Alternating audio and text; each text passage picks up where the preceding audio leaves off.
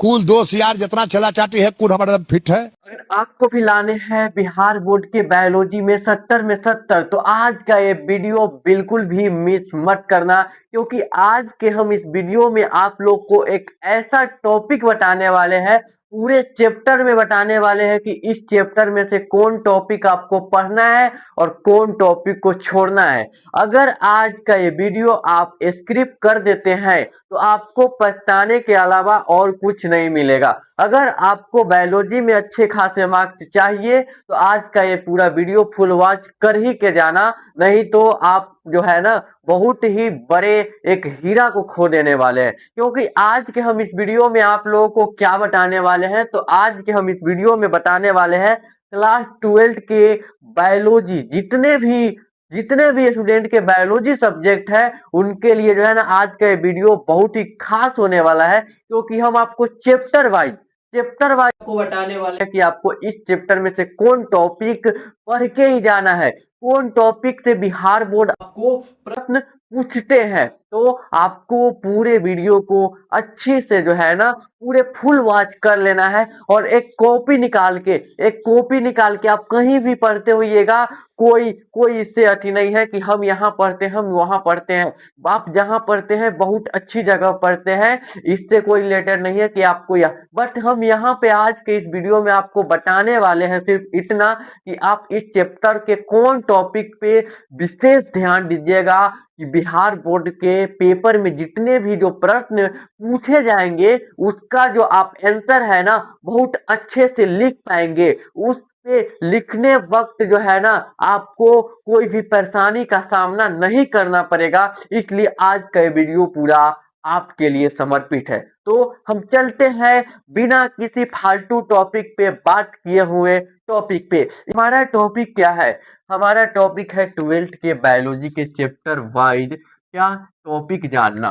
तो हमारा first chapter, हम इस वीडियो को 2 टर्म में, यानी कि आपको जो है ना इस चैनल को भी सब्सक्राइब कर लेना है ताकि आपको अगला वीडियो भी आपके स्क्रीन पे आ जाए, आप देख सके। तो मिस मत करना, चैनल को फटाफट सब्सक्राइब कर लो और टेलीग्राम चैनल को ज्वाइन ही कर लो।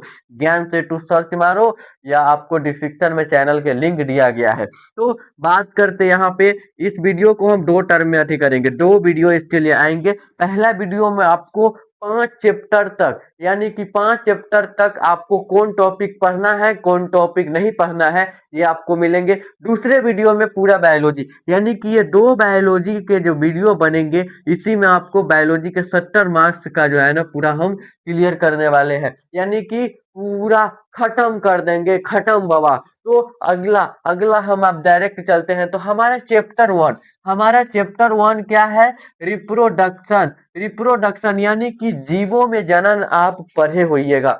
उस चैप्टर में से हमें कौन टॉपिक को पढ़ना है और कौन टॉपिक को नहीं पढ़ना है, तो हम यहाँ पे ज्यादा नहीं पढ़ना है, हमें ज्यादा अब डिटेल में नहीं पढ़ना है, हमारे पास टाइम अब ज्यादा नहीं है रे बाबू। तो देखो अगला हमारा सबसे पहला जो टॉपिक पढ़ना है ना, जनन पढ़ना है, यानी कि रिप्रोडक्शन का परिभाषा, रिप्रोडक्शन के प्रकार कितने होते हैं। तो अब रिप्रोडक्शन के आपको पढ़ाए होंगे आपके गुरुजी, आपके जो सर जी हैं, आप जो भी कहे होते होंगे उससे अच्छी बात है।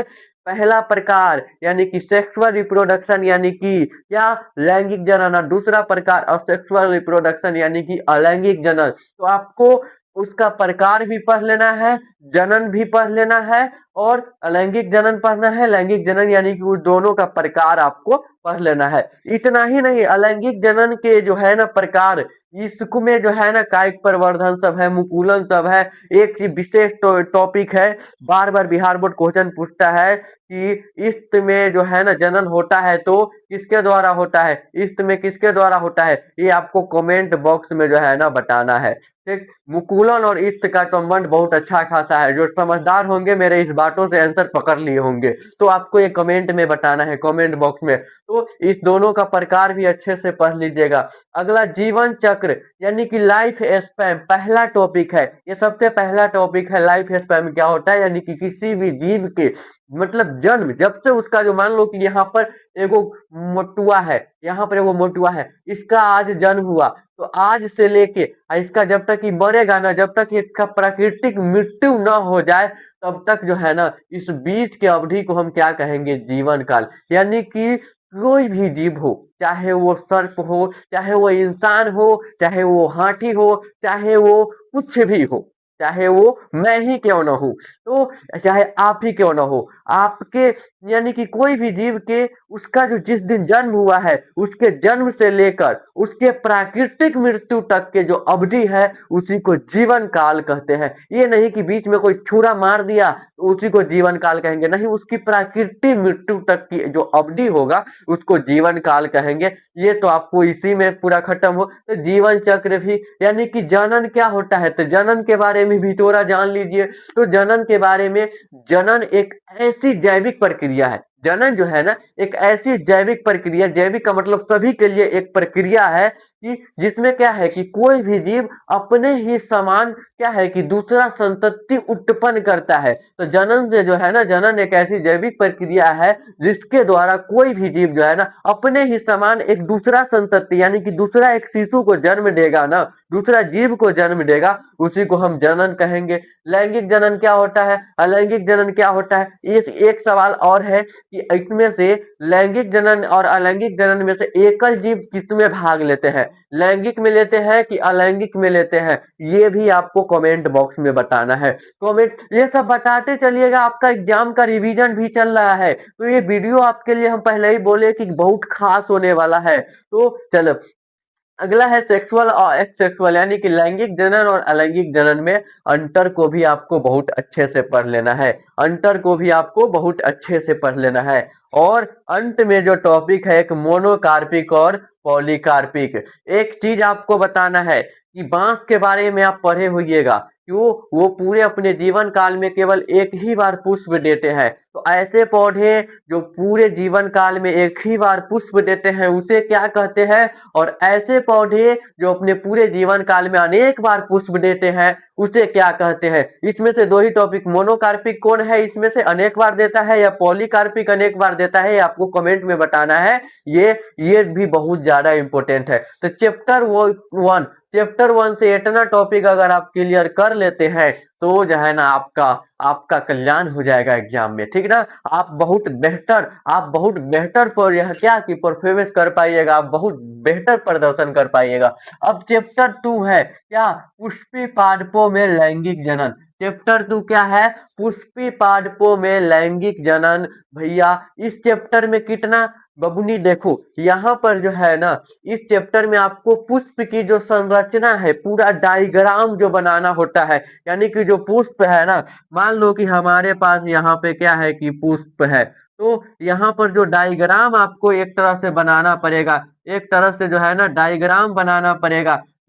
इतना एक प्रकार से जो है ना डायग्राम आपको बनाना पड़ेगा, और डायग्राम थोड़ा अच्छा बना लीजिएगा। हम यहाँ पे जल्दीबाजी में बना लेते हैं, डायग्राम मेरा भी अच्छा खासा है, तो यहाँ पर जो है ना हम यहाँ पर जल्दीबाजी के लिए खींच रहे हैं, तो डायग्राम भी बहुत ज्यादा इंपॉर्टेंट है। और एक खास चीज बताए कि यहाँ पर बताएगा कि पूरा एक चीज देखिएगा, आपको चैप्टर 1 में पढ़े हुईएगा कि जो जीव जन्म लिया है वो मरेगा, प्रकृति का भी नियम है। लेकिन एक ऐसा जीव है जो प्रकृति के नियम को खंडन करता है, कहता है कि हम अजर है, हम अमर है, हम कभी मरेंगे ही नहीं। अमीबा के बारे में आप जाने होइएगा, एक कोष के लिए अपने आप को दो भागों में बांट लेता है, दिखंडन बहुखंडन तो पढ़े होइएगा। तो अमीबा का जन्म किस प्रकार करता है, परिभाषा लिखिएगा ना दिखंडन का, तो अमीबा जो अपने आप को जो बांट लेता है, आप टूटी भवन भी पढ़े होइएगा, यानी कि जो प्रतिकूल परिस्थिति में अनुकूल परिस्थिति में। ये हम सारे टॉपिक काहे बता दे रहे हैं, तो आपको हम बायोलॉजी का यहाँ जो है ना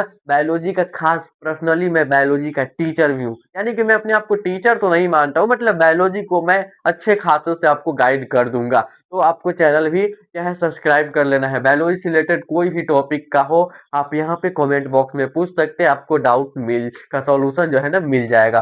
तो क्या है कि उसको पूरा डायग्राम अगर बना देते हैं तो बिहार बोर्ड के जो एग्जामिनर जो होंगे ना बहुत ज्यादा खुश हो जाएंगे कि ये बच्चा के पास और खास तरीका से क्या है कि नॉलेज है, यानी कि इसके पास विशेष जो है ना, विशेष प्रकार की जो है ना, इसके पास ज्ञान है, इसको तो पूरा नंबर देना ही चाहिए, इसकी मेहनत बोलता है। तो भैया हमको एग्जामिनर के दिमाग के साथ खेलना है, क्या एग्जामिनर के दिमाग के साथ खेलना है। तो पुष्पी पुष्प के जो संरचना होता है, यानी कि पुष्प का पूरे संरचना का एक डायग्राम बना देना है, वो अच्छी तरह से प्रैक्टिस कर लेना। अगर ना होगा तो मैं बोलिएगा कमेंट बॉक्स में, अगर अगर जो है ना कमेंट अच्छा खासा से आएगा तो हम इसका डायग्राम भी बनाना सिखा देंगे। इसके लिए घबराना नहीं, घबराना नहीं।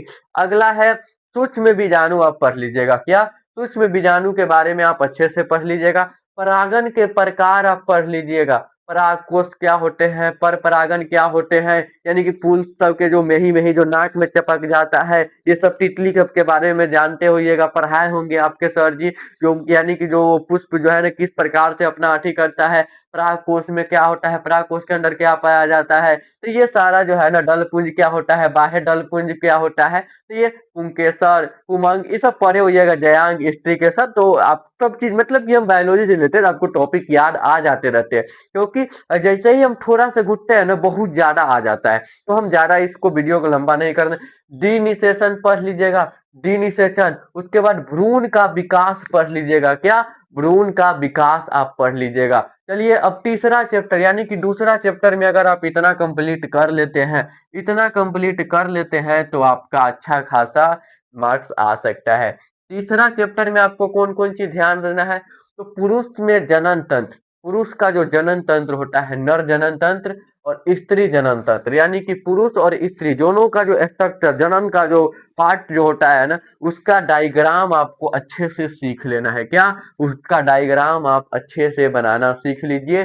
ठीक है। अगला है मासिक धर्म चक्र, आप पढ़ लीजिएगा। मासिक चक्र जो है ना, आप अच्छे से पढ़ लीजिएगा। और गर्भ निरोधक विधियां तो आप जानते ही होइएगा, यानी कि गर्भ निरोधक जो विधियां होता है, कॉपर टी सब होता है, कॉन्डम सब के बारे में जो पढ़े होइएगा, यानी कि वो सब जो भी क्या है पढ़ लीजिएगा, यानी कि गर्भ निरोधक विधियां भी पढ़ लेना है।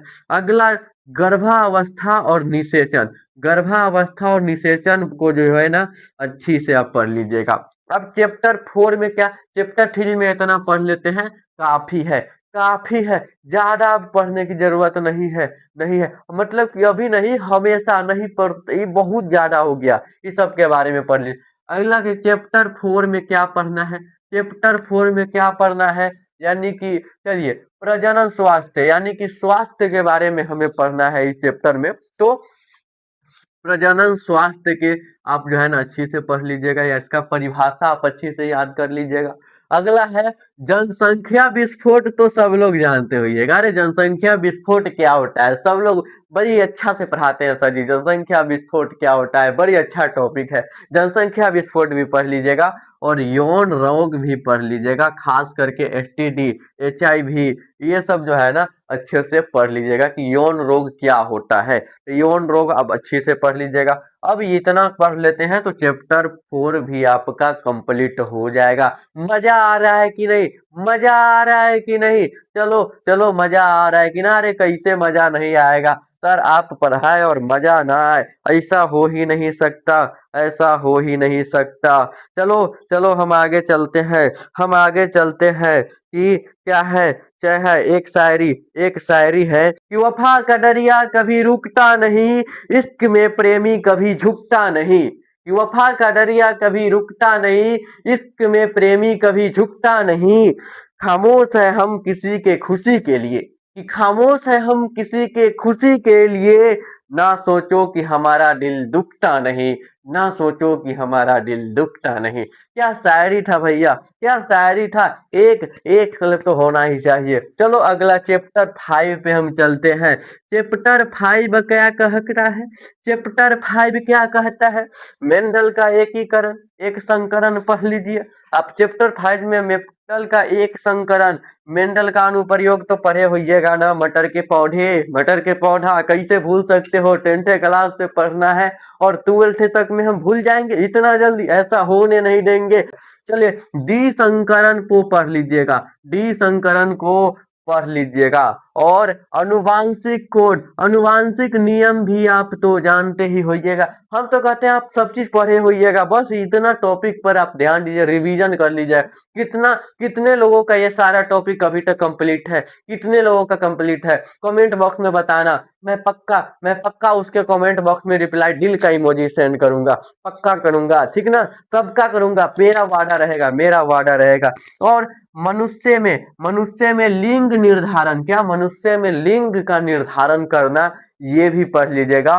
और रक्त समूह भी पढ़ लीजिएगा, रक्त समूह। ये रहे आपके 5 चैप्टर तक, ये रहे आपके 5 चैप्टर तक। इतना टॉपिक तो आपको कंप्लीट हो गया हो तो आपको घबराने की जरूरत नहीं है। आपकी बायोलॉजी की तैयारी अच्छी खासी ढंग पे चल रहा है। यहाँ पे पढ़ा तो हर कोई देते हैं, लेकिन कोई गाइड नहीं कर पाते हैं कि हमें इस चैप्टर में ये इतना ही टॉपिक पढ़ना है। तो आपको इस चैनल को क्या करना है, सब्सक्राइब कर लेना है और अपने दोस्तों को भी शेयर कर दो। गद्दारी मत करना, गद्दारी अगर कर दिया ना तो देख लेना बेटा, बहुत पछताओगे, बहुत पछताओगे। तो दोस्तों का भी जो है ना कल्याण, ये अनंत सिंह क्या बोलते हैं, कुल दोस्त यार जितना चला चाटी है कुल हमारा फिट है।